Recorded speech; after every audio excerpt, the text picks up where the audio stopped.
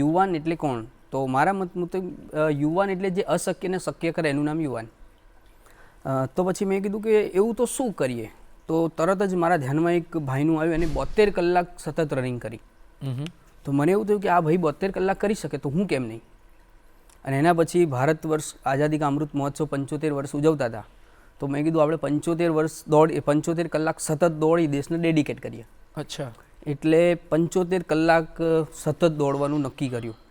બરાબર. અને દેશને ડેડિકેટ કર્યું.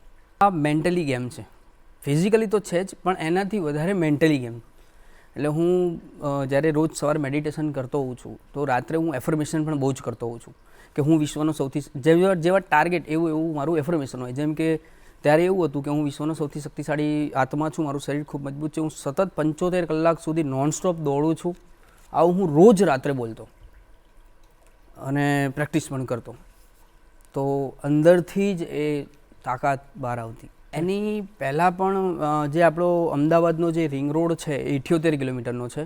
તો મેં લગભગ 7 થી 8 વખત દોડીને પૂરો કર્યો છે એક સાથે. ઓહો.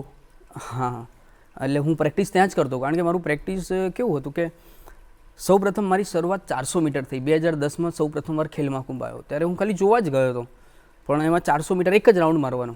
તો મારા મિત્રે કીધું તું દોડ. મેં કીધું યાર મારાથી ના દોડાય યાર એટલું તો મને કે તને મજા આવે? મેં કહ્યું મજા તો બહુ જ આવે. તો કે તો દોડ. તો હું દોડ્યો તો મારો પહેલો નંબર આવ્યો. પછી સ્ટેટમાં આગળ ગયા, એમાં છેક સ્ટેટ સુધી મારો પહેલો નંબર આવ્યો. પછી કોલેજ આવી તો અમારું ક્રોસ કન્ટ્રી મારી ગેમ છે, 12.5 કિલોમીટર દોડ આવે. હું મેન એ ગેમનો પ્લેયર છું. પછી ત્યાંથી પછી અલ્ટ્રા, જે અત્યારે જે કરું છું ને અલ્ટ્રા મેરેથોન કહેવાય. તો અત્યારે અલ્ટ્રા પ્લેયર છું. તો એમાં એવું થયું કે સરે ટોટલ 9 જણાને સિલેક્ટ કરવાના હતા. અમારી ટીમ હોય, ક્રોસ કન્ટ્રીની ટીમ આવે 9 જણાની. એ પોઈન્ટ ટેબલ હોય, ઇન્ડિવિજ્યુઅલ બી કહેવાય અને ગ્રુપ ગેમ બી કહેવાય. તો એમાં 9 જણાને સિલેક્ટ કરવાના હતા. સાહેબ એમ કીધું જે સૌથી વધારે દોડે એને હું સિલેક્ટ કરીશ. બરાબર. મગજમાં ફિટ કરી દીધું કે બધા ઊભા થઈ જાય ત્યારે જ આપણે ઊભું રહેવાનું, એ પહેલાં નહીં. એ પહેલાં હું ક્યારેય આટલું નહોતો દોડ્યો. હજી કહું છું કે એ પહેલાં હું તમે પ્રેક્ટિસ વગર સીધા એ સ્તરની ચેલેન્જ દોડ્યો, પણ કેવું 400 મીટર કેવું બધું આવું કન્ટિન્યુ આટલા કલાક ક્યારેય નહીં. અને એ દિવસે હું વિધાઉટ બ્રેક 150 મીટરનો જ રાઉન્ડ છે, વધારે નહીં, એમાં 183 રાઉન્ડ માર્યા વિધાઉટ બ્રેક.